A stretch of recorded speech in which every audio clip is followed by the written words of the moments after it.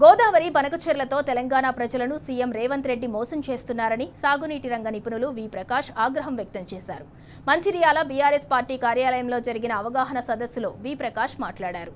Godavari పనకచెర్లపై AP సర్కార్ ముందడుగు చేస్తే ప్రాజెక్టు కట్టడం లేదని, రేవంత్ రెడ్డి నయవంచనకు గురి చేస్తున్నారని ధ్వజమెత్తారు. ఏపీ నిర్మిస్తున్న అక్రమ ప్రాజెక్టును అడ్డుకోవాలని ఆయన పిలుపునిచ్చారు. బనకచెర్ల విషయమై బీజేపీ, టీడీపీ, కాంగ్రెస్ ఒక్కటై తెలంగాణకు ద్రోహం చేస్తున్నాయని మండిపడ్డారు. మరో జలసాధన ఉద్యమానికి శ్రీకారం చుట్టాల్సిన అవసరం ఉందన్నారు. మాట్లాడుతున్నారని వాళ్ళు చెప్తున్నారు. ఇప్పుడు ఎవరు చెప్పేది నిజం? మరి ఆంధ్ర మంత్రి అంత స్పష్టంగా చెప్పిండు, ఆల్ ఇండియా రేడియో కూడా అంత స్పష్టంగా చెప్పింది. రేవంత్ రెడ్డి మనకు మభ్య పెట్టడానికి ఏమంటాడు? వాళ్ళు కడతానంటే కదా నేను దాని గురించి మాట్లాడేది అంటున్నాడు. అంటే మనల్ని మోసం చేస్తున్నాడు. ఇదే విషయాన్ని మీరు గ్రామాన చెప్పాలి. ఇవాళ గోదావరి నీళ్ళు వస్తున్నాయి కానీ రేపటి రోజు రావు.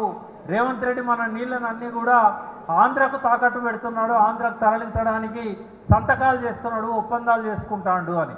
ఈ కమిటీ విచారణ ముందుకు పోయినట్టయితే మనకు శాశ్వతంగా నీళ్ళకు దూరం అవుతాం. గోదావరిలో కాళేశ్వరం ఉన్నా ఇంకోటి ఉన్నా మనకేం ఉపయోగం ఉండదు. నీళ్లు రాకుండానే శ్రీరామ్ సాగర్ ఎట్లా ఎండిపోయిందో, నిజాం సాగర్ ఎట్లా ఎండిపోయిందో రేపు ప్రాణహిత కూడా అట్లే అవుతుంది, కాళేశ్వరం కూడా అట్లే అవుతుంది. మన హక్కులు పోయిన తర్వాత మనం తన్లాడి లాభం లేదు, కొట్లాడి లాభం లేదు. కాబట్టి ముందు జాగ్రత్త పడాలి. దీపం ఉండగానే ఇల్లు చక్కబెట్టుకోమన్నారు. ఇప్పుడు ఇంకా అవకాశం ఉన్నది.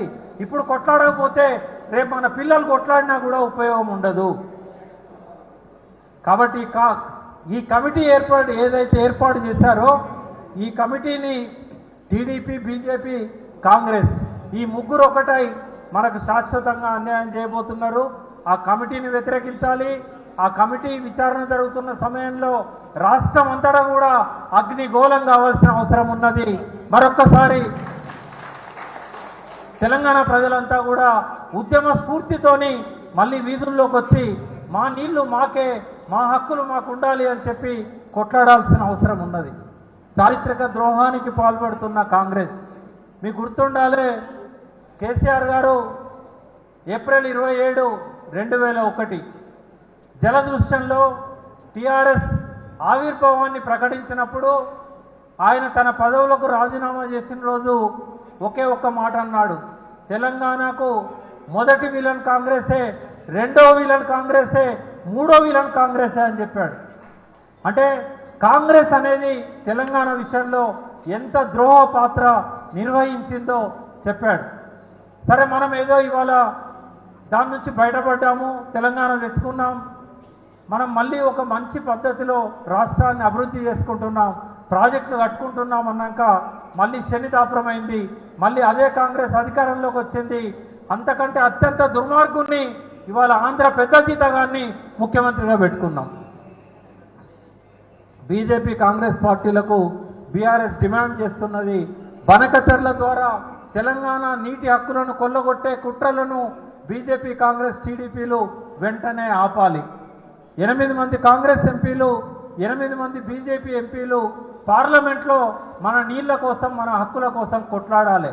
మీరు కూడా ఇక్కడ ఈ ప్రాంత ప్రజలు కూడా ప్రతిపక్ష పార్టీగా మనల్ని మిగిలిచ్చి బీజేపీ ఎంపీని గెలిపించుకున్నారు, కాంగ్రెస్ ఎంపీలను గెలిపించుకున్నారు. వాళ్ళ ఇళ్లలో ముందు పోయి ధర్నాలు చేసి మన హక్కుల కోసం కొట్లాడాల్సిన అవసరం ఉంది. రాష్ట్రం నుండి ఉన్న 2 కేంద్ర మంత్రులు ప్రధానితో మాట్లాడి ఏపీ నిర్మిస్తున్న అక్రమ ప్రాజెక్టును అడ్డుకోవాలి.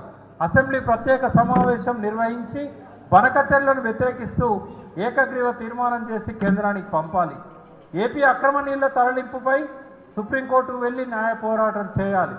ఒక పక్కన ప్రధాన ప్రతిపక్ష పార్టీ ఏమో బనకచెర్లను అడ్డుకోవడానికి ప్రయత్నాలు చేస్తుంటే బీజేపీ, టీడీపీ, కాంగ్రెస్ ఒక్కటై ఇవాళ తెలంగాణకు ద్రోహం చేయడానికి సిద్ధపడుతున్నాయి.